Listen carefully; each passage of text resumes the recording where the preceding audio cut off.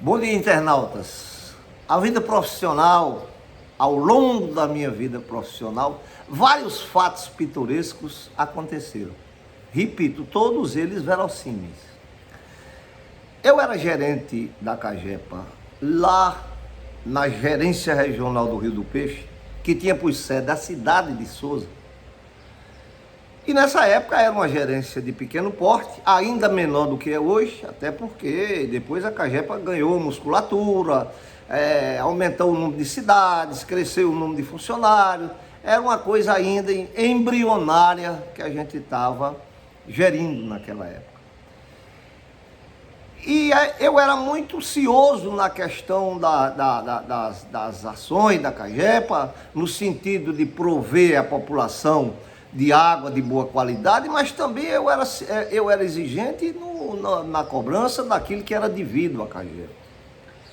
E resolvemos colocar micromedidores nas casas como forma de contenção dos desperdícios que estava acontecendo e não eram poucos.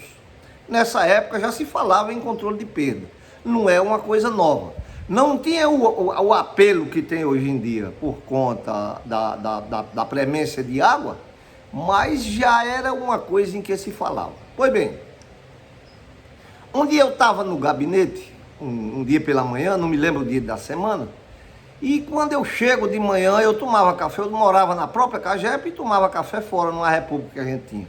Quando eu vinha de volta, eu encontrei na antessala um cidadão humilde, com um pacote debaixo do braço, um chapeuzinho na cabeça, ele bem humilde, o pacote dele debaixo do braço, dizendo que queria falar comigo.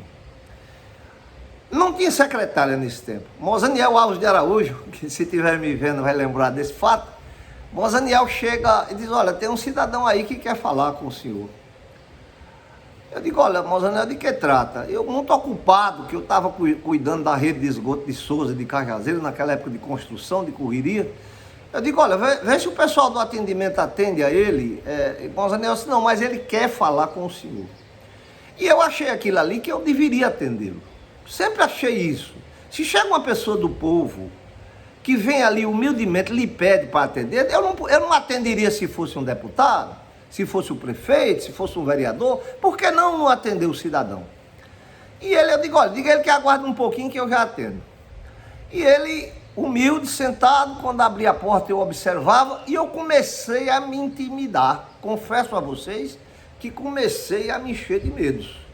Eu digo: olha, esse cidadão está com um pacote debaixo do braço e eu não sei o que fazer, o que será que ele traz? O que será? Será uma bomba? Será alguma coisa? A mente da gente começa, na fertilidade da mente, começa a produzir fantasmas, não é?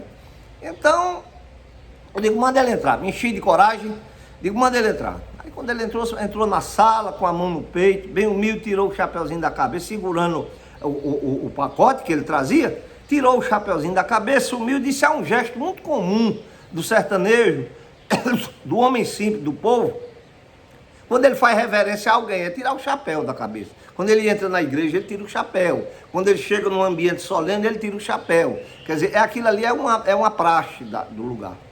E ele tirou o chapéu e eu digo: sente, cidadão. Ele sentou-se. Pois não, doutor. Aí quando ele sentou, botou o pacote em cima da mesa. Aí o meu medo cresceu. Digo: agora lá vem ele. Vai ser, como é que eu vou reagir a isso? Aí ele abre o pacote. Quando eu abri o pacote, eu vi logo que era um hidrômetro, aquele instrumento que se coloca nas casas para fazer medição da água, o que a gente estava instalando na cidade. Era a época do milagre da ditadura, né? De Delfim Neto dizia que deixasse o bolo crescer, que era para partir com o povo. Pois bem, Delfim Neto, ele ficou por ali, e ele, coitado, com as dificuldades financeiras que são inerentes dessas fases, que nós estamos vivendo agora uma parecida, ele abriu o pacote e disse: doutor, eu vim lhe devolver isso aqui. E eu, se me devolver, assim, se o senhor interveio na rede para tirar o hidrômetro, ele disse: foi, doutor. Olha, pode olhar aqui e conferir, ele está todo direitinho, não mexi em nada, não quebrei nada, está todo aqui direitinho, novinho do jeito que ele foi. Eu vim lhe devolver porque ele está comendo mais do que meus meninos e eu não aguento mais esse instrumento na minha casa. A reação que eu tive na hora foi de disparar numa risada.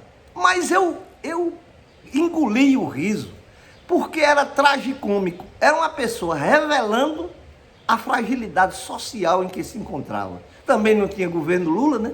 Nesse tempo não tinha governo Lula, não tinha governo Ricardo Coutinho, para poder empreender, para ter essas coisas. E o cidadão se valeu desse recurso e dessa alegativa.